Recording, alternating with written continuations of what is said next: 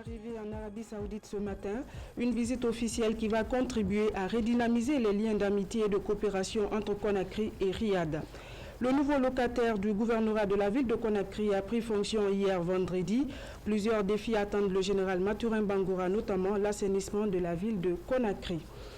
Visite de terrain du directeur général de l'ANAIM au port minier de Conakry. Les installations répondent aux normes, cependant, elles ont besoin de maintenance continuelle.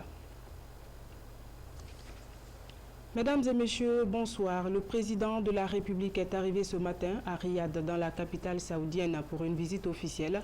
Professeur Alpha Condé et le roi Salman Ben Abdelaziz Al Saoud discuteront du renforcement de la coopération bilatérale entre les deux pays. Sanessi Keita, envoyé spécial. Troisième visite de travail du président de la République en terre sainte d'Arabie Saoudite. Ce samedi 19 mars 2016, professeur Alpha Condé est accueilli sur le tarmac de l'aéroport international du roi Khaled de Riyad par son Altesse royale, le prince Faisal Ben Bandar Ben Abdelaziz, gouverneur de la région de Riyad.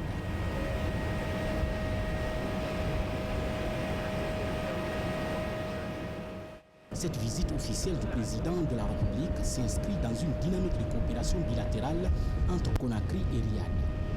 Une relation traditionnelle basée sur la confiance mutuelle et portée sur le développement. Le président Alpha Condé et le roi Salman bin Abdelaziz Al Saoud partagent largement cette vision.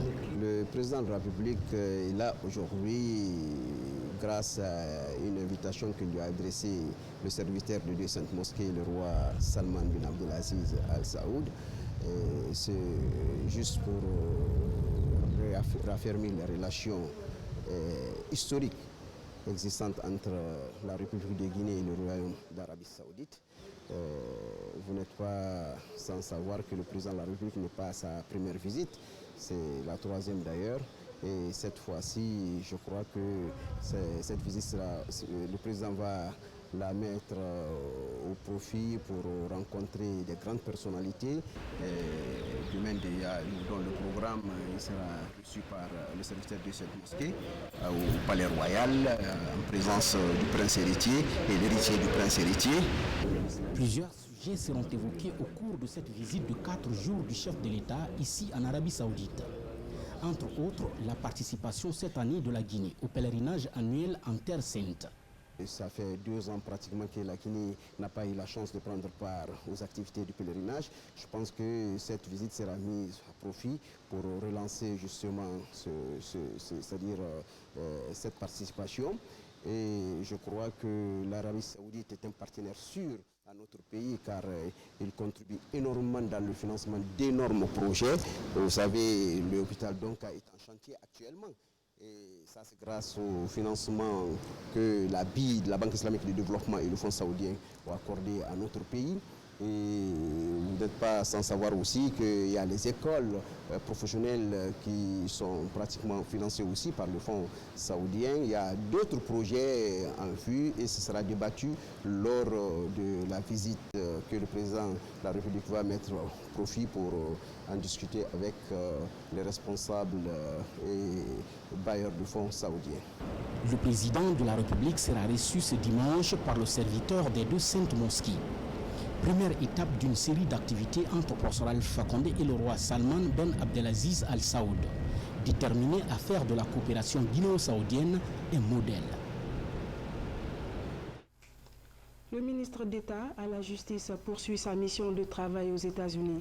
À Washington, Maître Cheikh Sako a eu des entretiens avec le directeur du groupe Fragilité, Conflits et Violence à la Banque mondiale. Par la suite, le ministre d'État, ministre de la Justice, a conféré avec le coordinateur spécial du Bureau de la Justice criminelle mondiale au département d'État. Au menu des différents entretiens, la mise en place d'un fonds de réparation des victimes des événements du 28 septembre et l'appui à la réforme de la justice. Le point avec notre correspondante Fatoumata Samoura. C'est un séjour de travail riche en rencontres d'informations et d'échanges de haut niveau que le ministre guinéen de la Justice effectue ici à New York, la capitale économique américaine. Partout, le ministre d'État a expliqué la volonté des autorités de Conakry à en finir avec le dossier 28 septembre. Nous pensons que vraiment il y a des progrès avec l'investigation et ça c'est vraiment positif, mais c'est nécessaire maintenant qu'il y avait de clôture de l'investigation dès que c'est possible d'avoir un procès vraiment. L'interaction est très bonne effectivement entre les autorités de la Guinée qui font les efforts nécessaires effectivement pour que ce dossier avance et on les a notés. Ces avancées réelles au cours des 18 mois qui viennent de s'écouler.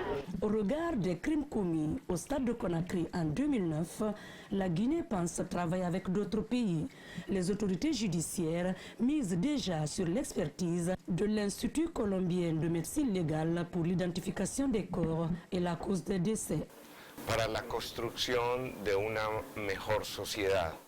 Notre institut est prêt à travailler avec la Guinée en ce qui concerne la recherche de la vérité dans cette affaire et tant d'autres, pour la justice et la réconciliation nationale. Rendre justice aux victimes du 28 septembre, oui, mais également à celles des événements précédents qui ont marqué l'histoire de la Guinée.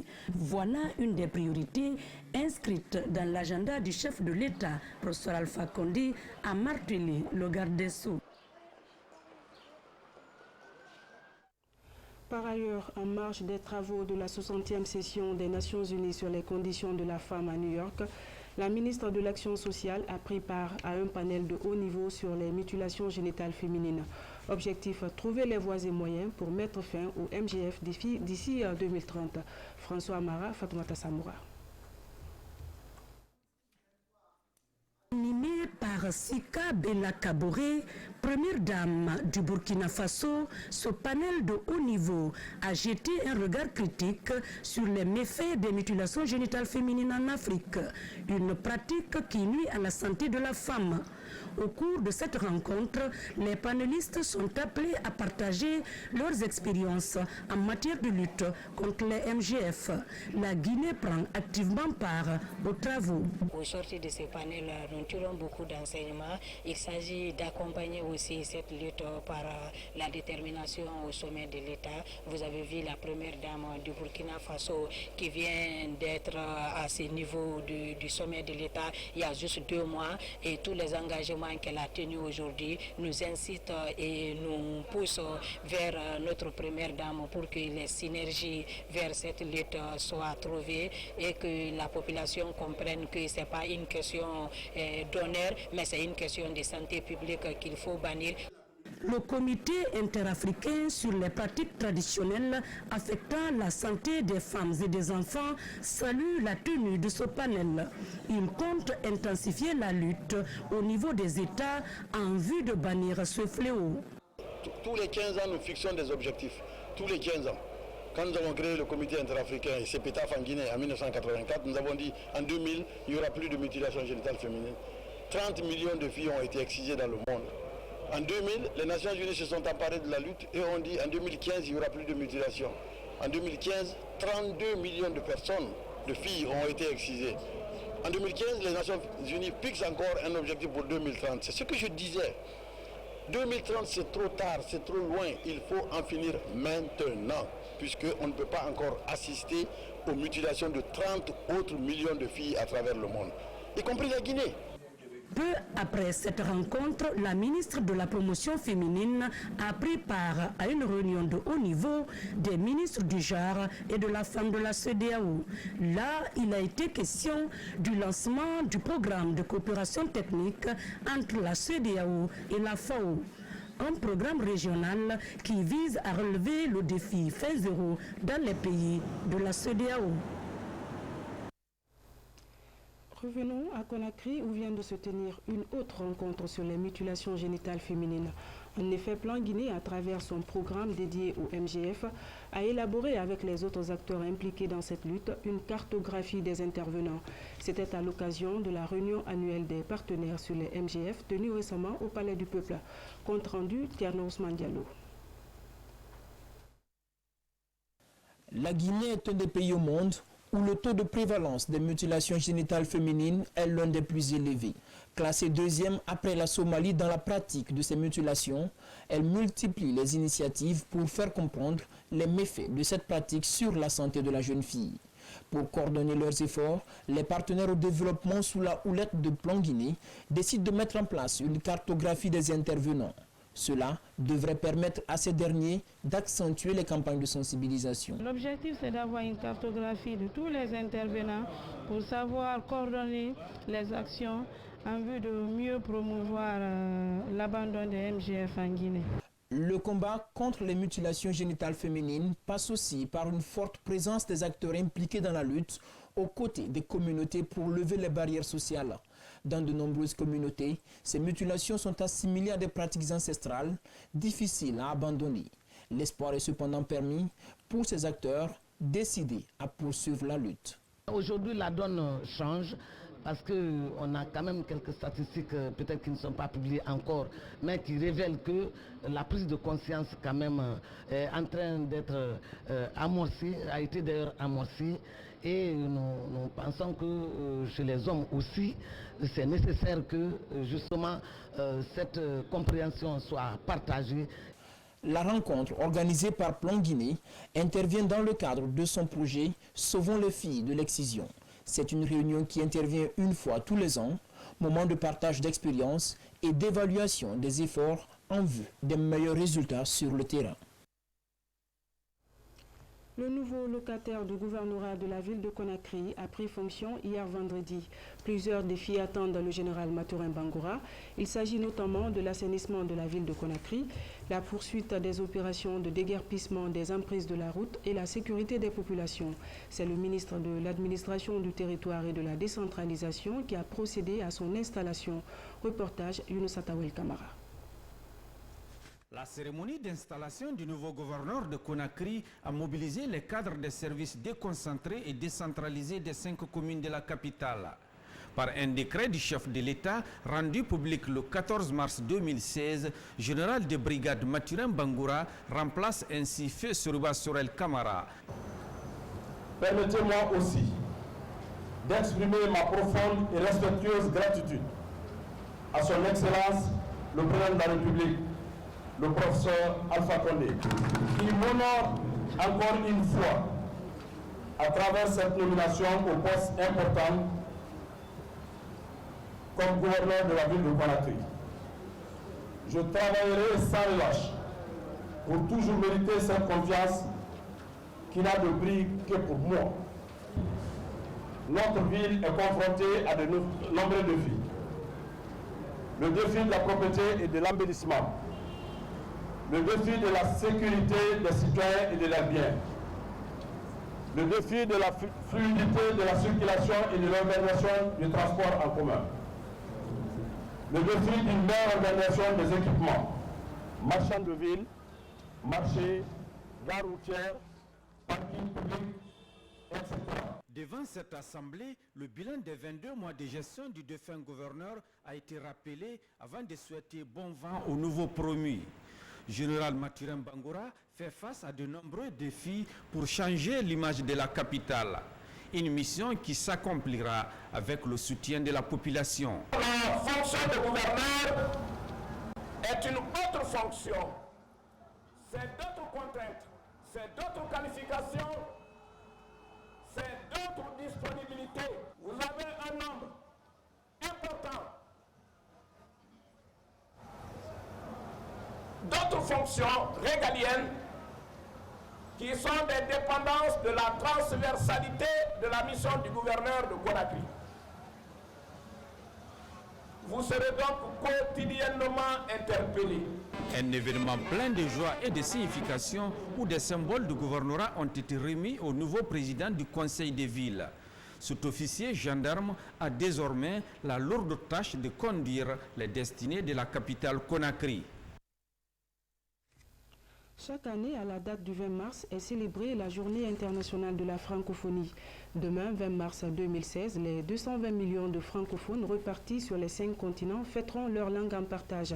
En prélude de l'événement à Conakry, la ministre des Affaires étrangères et des Guinéens de l'étranger a fait une déclaration que nous commente Marthe Mourad Kamara. La langue française constitue aujourd'hui un précieux héritage commun qui fonde le socle de la francophonie, ensemble pluriel et divers. Elle est aussi un moyen d'accès à la modernité, un outil de communication, de réflexion et de création qui favorise l'échange d'expériences. L'Organisation internationale de la francophonie rassemblant des pays ayant en partage la langue française assure la défense et la promotion des valeurs universelles de paix, de démocratie, de l'état de droit, de la diversité culturelle et du développement durable. Elle a aussi développé un processus d'intégration et d'interdépendance entre les pays membres dans divers domaines d'activité, lui permettant d'apporter sa contribution au débat international. Cette histoire, grâce à laquelle le monde qui partage la langue française existe et se développe, est portée par la vision des chefs d'État et de gouvernement, ainsi que par les nombreux militants de la cause francophone et les multiples organisations privées et publiques qui, depuis des décennies, œuvrent pour son rayonnement et le dialogue des cultures et des civilisations. L'Organisation internationale de la francophonie a mis au centre de ses priorités la jeunesse, les femmes, la bonne gouvernance et l'environnement, garant de la stabilité et du progrès social. Je voudrais saisir cette occasion solennelle pour témoigner notre profonde gratitude à l'Organisation internationale de la francophonie, dont la contribution technique, financière et institutionnelle pour le développement sociopolitique de notre pays est appréciable. À ce titre, la francophonie contribue également au rapprochement des peuples par leur connaissance mutuelle, au renforcement de leur solidarité par des actions multilatérales en vue de favoriser l'essor de leur économie et à la promotion de l'éducation et de la formation d'une communauté internationale solidaire. Visite de terrain, le directeur de l'Agence nationale d'aménagement des infrastructures minières fait le point sur les équipements étatiques au port minier de Conakry. Les installations répondent normalement aux défis du secteur minier guinéen. Elles ont néanmoins besoin de maintenance continuelle. Reportage Alia Kamara. Tout d'abord, quelques explications pour indiquer à l'aide d'une maquette les positions exactes de tous les équipements appartenant exclusivement à l'État guinéen. Ces machines et bâtiments, dont le suivi est confié à l'Agence nationale d'aménagement des infrastructures minières, constituent un héritage du premier régime. Un patrimoine jusqu'à présent bien conservé grâce à la maintenance courante dont il bénéficie de la part de tous les partenaires, Rusal et le port minier. Cette visite des hauts responsables de l'ANAIM permet de s'assurer que ces équipements fonctionnent toujours correctement. Quand on s'imagine quand même que ces infrastructures et autres équipements ont été mis en place depuis entre 69 et 74 et leur durée de vie maintenant est que ces équipements sont opérationnels, il faut se dire quand même que l'entretien et la maintenance sont de mise. Alors la seule chose quand même qu'il faille signaler ici, c'est l'état du quai numéro 8 qu'a signalé le directeur du port. Ce quai est sous la tutelle du port autonome de Conakry. L'espace a besoin d'être renforcé. Une rencontre dans ce sens sera bientôt à l'ordre du jour entre les deux directions générales. L'ANAIM se propose par ailleurs d'apporter toute sa collaboration au port minier pour la modernisation de son système de pesée du minerai. L'autre inquiétude pour nous, c'est comment faire pour mesurer avec exactitude la quantité de bauxite produite et qui est évacuée. Alors nous allons essayer de voir quelle autre méthode faut-il mettre en place pour qu'il y ait quand même recoupement. Pour l'instant, cette méthode, quoique empirique, tient encore, notamment pour la bauxite, même si certains navires utilisés dans l'exportation des matières premières sont déjà équipés d'unités de mesure pour indiquer la quantité à l'embarcation. Sur la nationale Conakry-Bofa, le trafic reprend son cours normal sur les 4 ponts de Tanene. Les travaux de réparation sont terminés. Toutes les parties défectueuses ont été remplacées et renforcées par l'entreprise Métal Plus. Le président de la délégation spéciale de Tanene s'est rendu sur le chantier pour constater de visu le travail sur le terrain. Reportage Ansouman Toumani Kamara. Après un bon moment de calvaire pour la traversée, le trafic redevient normal sur les 4 ponts de Tanene sur la nationale Conakry-Bofa. C'est le résultat d'intenses travaux de réparation menés depuis près d'un mois par l'entreprise Metal Plus. Avant, je dis, c'est pas la même maintenant. Vous avez travaillé ici, j'ai bien fait, oui, j'ai bien fait. Vous ne rencontrez plus de difficultés? Non, pas d'embouteillage. Le pont aussi, en tout cas ici c'est garanti. Votre travail, on a convaincu quoi. C'est bien.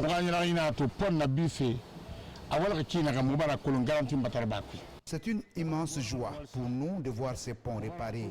Nos sincères gratitudes au président de la République pour la prise en compte rapide de nos préoccupations et surtout la qualité du travail abattu. Cette fois-ci, la rigueur dans la qualité des travaux a été de mise entre le ministère des TP et l'entreprise contractuelle. Nous avons fait une révision générale au niveau des taquets. On a changé tous les taquets, plus de 1000 taquets. Et là maintenant, on a stabilisé le pont. Et maintenant, le pont, il n'y a pas de problème. Aussi, d'importantes mesures sont prises pour le maintien de ces ouvrages de franchissement âgés de plus d'un demi-siècle. La période de garantie, c'est pour 1 an. Et durant toute l'année, l'équipe de Metal Plus sera là en place pour le suivi de ces travaux. Ensuite, Madame la ministre des Travaux publics, étant soucieuse du bon comportement de ces ponts, a programmé une protection. Un point de pesage, le côté Tanene, qui va être installé dans les jours qui viennent. Tout camion de sable qui viendra en surcharge sera déchargé avant de pratiquer la route. En attendant la remise officielle de ces 4 ponts aux autorités guinéennes, l'entreprise Metal Plus poursuit des travaux de révision ponctuels. Les travaux de capitalisation sur la contribution des forces de défense et de sécurité à la lutte contre Ebola ont pris fin à Conakry. Durant 3 jours, les acteurs impliqués dans le processus ont passé au peigne fin toutes les opérations menées par l'armée dans la riposte à Ebola. Des recommandations ont été formulées pour une meilleure organisation des opérations civilo-militaires dans les situations d'urgence et de catastrophe. Compte rendu adjudant Sekou Kamano, correspondant de la presse militaire. Ils étaient tous là, forces de défense et de sécurité, acteurs sociaux, partenaires techniques et financiers.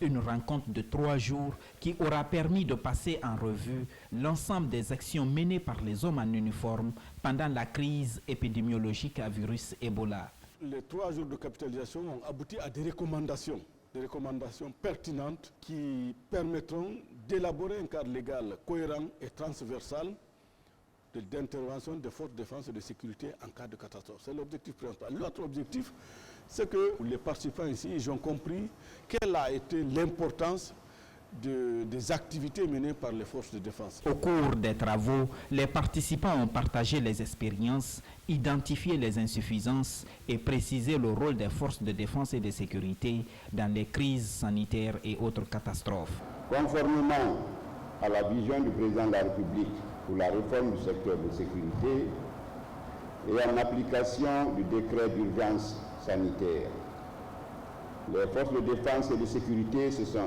effectivement impliquées au dispositif national de riposte sur le terrain. Les résultats auxquels vous avez abouti vont permettre non seulement la définition du cadre légal pour la participation des forces de défense au développement socio-économique de la nation, mais surtout celui de l'organisation des opérations civilo-militaires conjointes en cas de catastrophe ou d'urgence. Au terme des échanges, des recommandations sont formulées. 2 avant-projets de loi seront élaborés et soumis aux autorités compétentes pour amendement et validation. Éducation, le taux de scolarisation de la jeune fille est en hausse dans la sous-préfecture de Kouankan, préfecture de Macenta. C'est du moins le constat fait par le ministre de l'Enseignement préuniversitaire et de l'alphabétisation qui poursuit sa mission de suivi et évaluation des structures déconcentrées de son département. Par ailleurs, Dr Ibrahim Kourouma s'est assuré du redéploiement effectif des enseignants à l'intérieur du pays. Reportage Komaram. À 60 km de la commune urbaine de Macenta, la sous-préfecture de Kouankan. Dans ce village, le taux de scolarisation est très élevé. À ce jour, la commune rurale compte 25 établissements un lycée, un collège, une école des réfugiés franco-arabes. L'effectif total des élèves est 5323, dont 1900 filles. Pour le moment, aujourd'hui, là, tout marche bien. Notre souci majeur, c'est de nous aider à avoir beaucoup d'enseignants. Cette sous-préfecture a 72 enseignants, dont 42 titulaires, 15 contracteurs communautaires et 15 de l'État. Les autorités de l'éducation préuniversitaire sont sur le terrain pour évaluer les besoins exacts en enseignant afin de mieux qualifier le système éducatif. Il y a 2 ans que nous n'avons pas recruté, c'est une réalité que tout le monde connaît. Donc cela va de soi que les besoins puissent se représenter. Mais avec le redéploiement qui est engagé, sur recommandation même du Conseil des ministres, donc une décision politique qui est en train d'être mise en œuvre par le ministère de l'enseignement préuniversitaire, je pense que nous allons améliorer sensiblement les besoins en enseignants. À Kouankan, les programmes scolaires évoluent à la satisfaction de tous.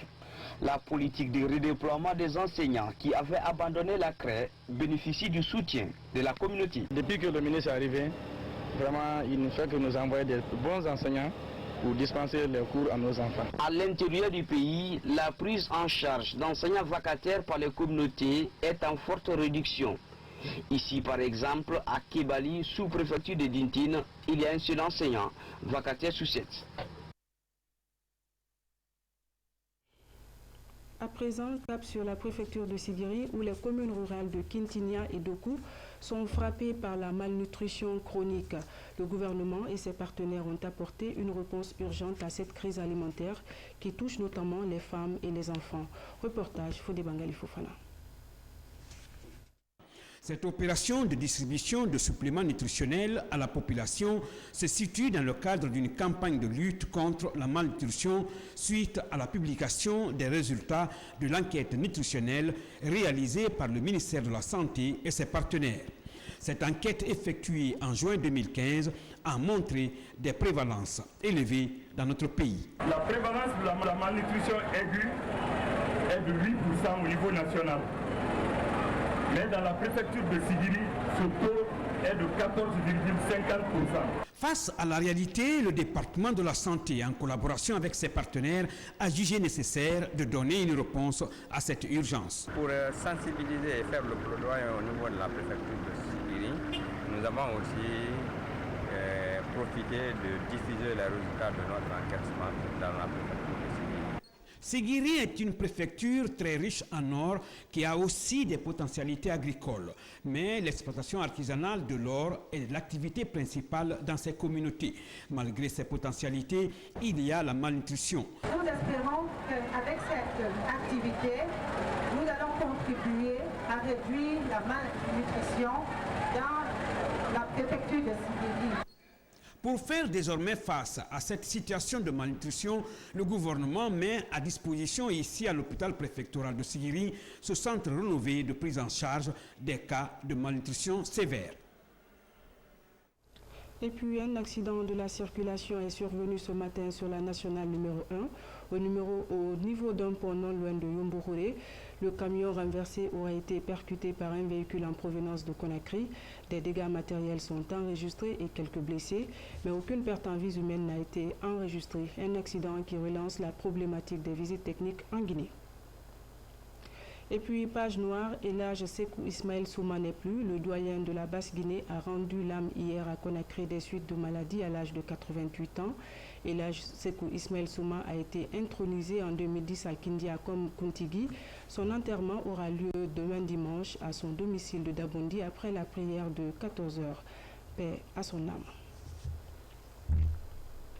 Sport foot, pour refermer cette édition, le Sili féminin a été éliminé cet après-midi par son homologue du Sénégal au stade de la Mission sur un score de 1 but partout dans l'ensemble des 2 rencontres. Les précisions avec Kadiatou Traoré.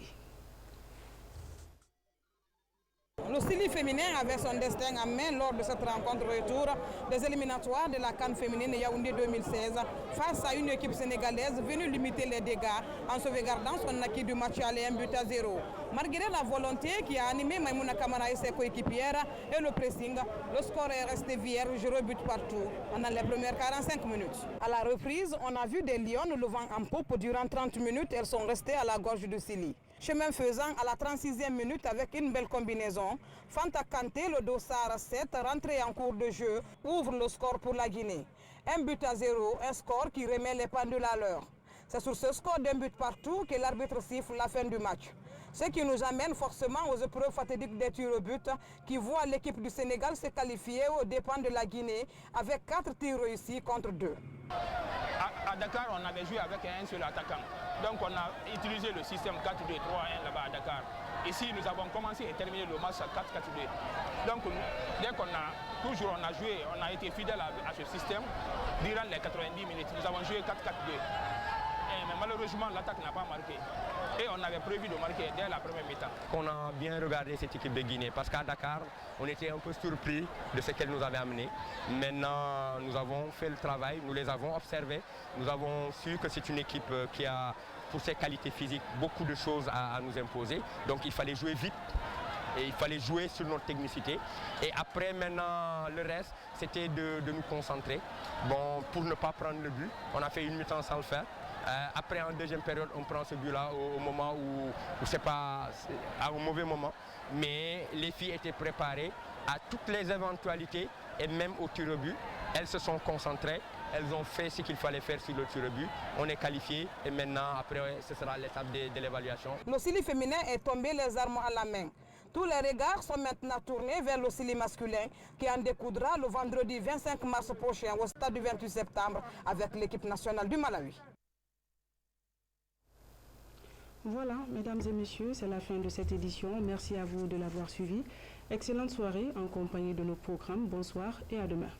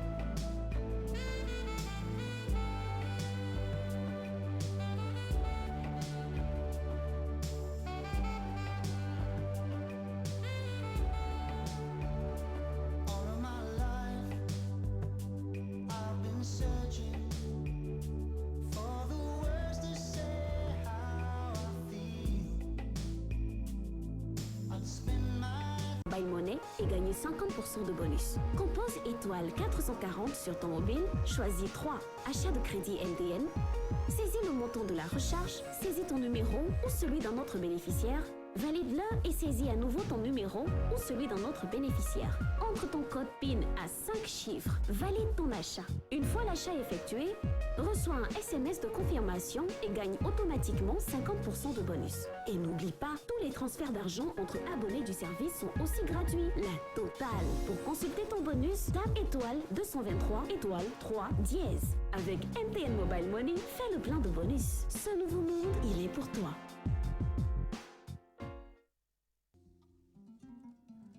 Placé sous le haut patronage de son Excellence Madame Condé Adjadjene Kaba, le Petit Musée lance la 3e édition du Trophée protecteur des arts et cultures de Guinée, doté du Grand Prix Bissigui, Ami des Arts. À l'instar de ces 2 précédentes éditions qui ont vu la participation de plus de 150 créateurs avec une moisson de plus de 350 €.